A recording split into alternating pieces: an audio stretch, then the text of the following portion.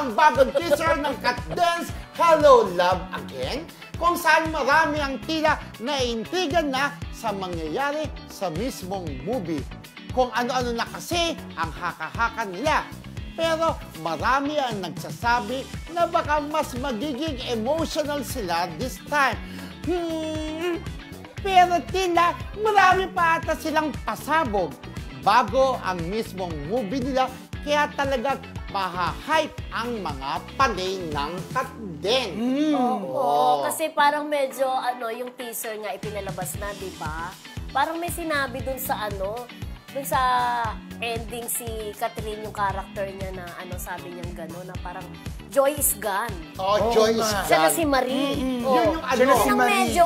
Medyo puzzled sila. Na ano nangyari dun sa character ni Joy? Bakit hindi na siya si Joy? Bakit si Marie na siya? Parang yun yung nasa sila coffee shop, di ba? Tapos yung sa airport din, doon sa airport na parang pumunta na nga si Alden as Ethan, doon sa magkikita sila, parang iba na yung treatment daw nila sa isa't isa. Naku, malaking pala isipan yun. Bakit Marie na siya ngayon?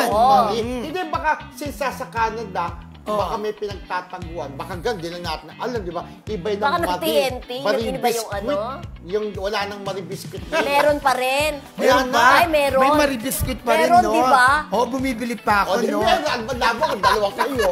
Di ba? Pero marinig pa bakit binago? Siyempre, yan ang abangan ng mga Cat Dance, di ba? Hindi na Joy. At Hindi na saka siya blondie masaya. na ang buhok niya, ha? Di ba? Parang si Kim Chiu, blonde yung buhok. Ang ganda. Pero syempre, ang teaser na yan ay umani na naman ng katakot-takot na beef Mildred. Million din yan. Yes! In just what? How many hours ay nakailang views na 14 million views na ba yan? Kaya, Kaloka. ngayon pa nga lang sold out na yung mga tickets dyan ng advance selling, di ba? What more kapag showing yan, Diyos me, Yeso Cristo, tayo manonood yan kung pag walk-in tayo wala.